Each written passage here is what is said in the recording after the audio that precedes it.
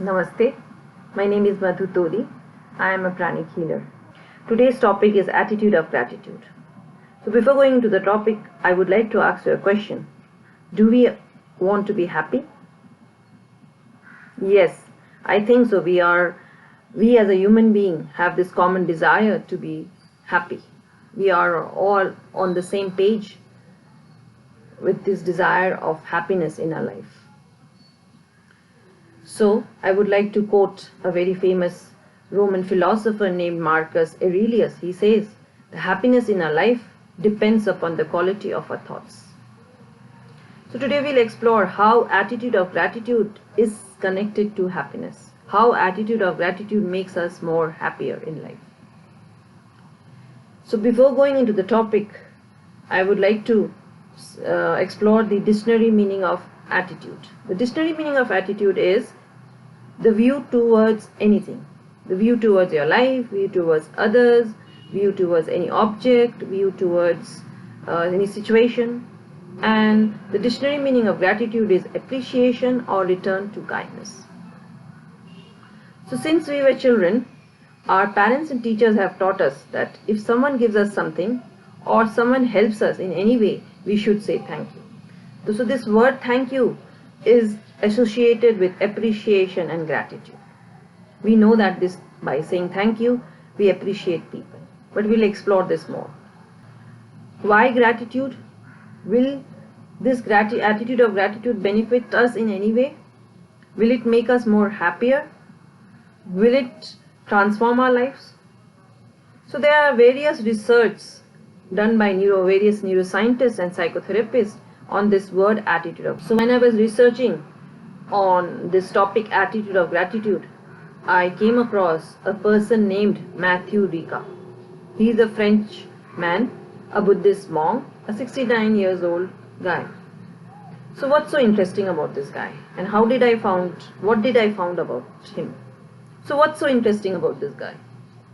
So if you Google world's happiest person, his name pops up on the top on the Google search engine. So how did he become world's happiest person? This is a question mark.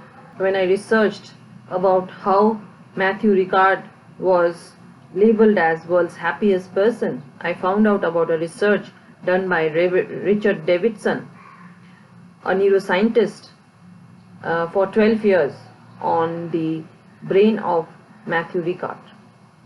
So Davidson hooked up 256 sensors on the brain of Matthew Ricard while he was meditating on compassion and attitude of gratitude every day for 15 minutes. This he did for 12 years, and he found out that Matthew Ricard's brain produced unusual amount of happy hormones such as dopamine and serotonin. His mind was unusually light. So when is our mind unusually light? When we are very happy, when we are in joy, when we are in bliss. So he found out that this happy hormones such as serotonin and dopamine was produced in unusual amount in the brain or in the brain of Matthew Ricard. So this was a research done by Richard Davidson on Matthew Ricard's brain. So can we also become happy by focusing our thoughts on attitude of gratitude and compassion? I think so, yes. So let's now explore more how to do gratitude. So before going into how to do gratitude, I would like to share a very personal story with you which happened recently to me. So during this pandemic times of 3 months where we were all locked down inside our house, the social distancing because of this COVID-19 virus. So when the virus hit us, it's almost been 3 months. So the first week of this virus, when we were locked down and we were forced to stay inside, I started having restless nights. I could not sleep well. Why? Because there were different negative thoughts coming to me. The thoughts like, how will the life go on? Will we be able to pay our rents because the centers were all closed down? Will we be able to go back to normal lives? How will the life go on now?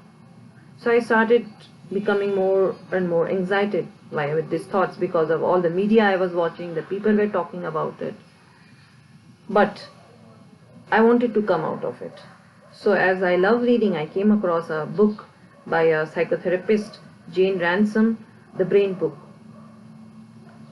This book talks about 25 scientific ways to feel terrific. So when I read this book, I found out that one of the way was also attitude of gratitude. Jane says that gratitude, the emotion of gratitude, takes us out from the victimhood to more joyful state. So when I explored in this book, she is talking about 3 main keys to practice attitude of gratitude. So I applied this in my life. She says it's the 3 main ways or 3 keys to practice attitude of gratitude. What are they?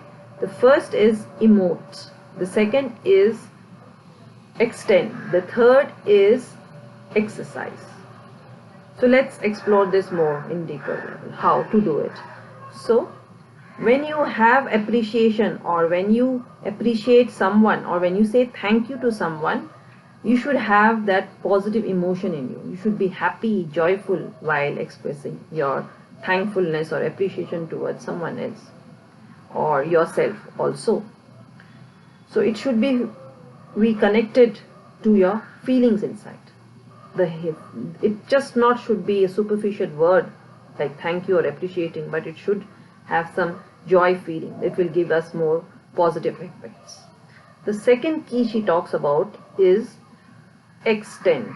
What does extend mean? Extend means to be grateful to people around you. It's like social gratitude. So what I did, I started, appreciating people around me who were helping me out in this COVID-19 situation. People like my guard, my cook, who were coming at this situation also, coming out of their house in this lockdown situation to cook for us and to serve us. The guard who was making us feeling safe. He left his family and I was here to make us feel more safe. This they were doing for years, but I never appreciated them. I was not aware of it. I became more aware and I started writing my gratitude towards them. And I was also grateful to this COVID-19 situation. Because of this situation, I could read more, which I love. I could exercise more. I could meditate more because I had a lot of time here. Because I was not going out. And the third key Jane talks about is the key of exercise. So anything which we master, we need to practice it. She says that to practice attitude of gratitude, you need to write it down or you need to say it loud. So whenever you write something down, it registers in our brain more. So you can do anything. You want to write it down, it's better. And you can say it loud every day for like 5-10 minutes so that your brain, your mind produces more happy hormones, like we talked about in the case of Matthew Ricard. So we saw that how attitude of gratitude, with some research and with some examples, it helped us to become more happier. So these 3 keys I also started practicing. When I started practicing, I became more happier.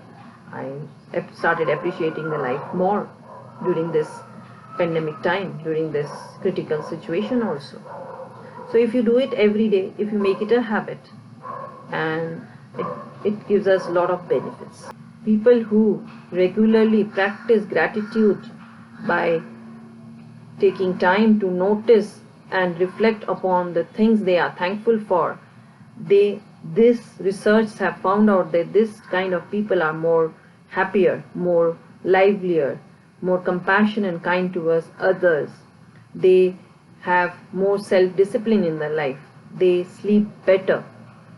And least not the last, they have very strong immune systems. So in this pandemic times, the doctors and the scientists are telling us that to keep our immune system strong, and this is one of the easiest way to keep your immune system strong. We all know that when we are happier inside, we fall less sick. So this is a simple formula how to keep your immune system strong. So let's sum up today's session with summary what we have learned today. We learned about the world's happiest person, Matthew Ricard. By meditating on compassion and gratitude, he is called world's happiest person. How do we do it? By the Jane Ransom's 3 keys: by emote, by extending, and by exercising. This is the 3 keys how to practice gratitude.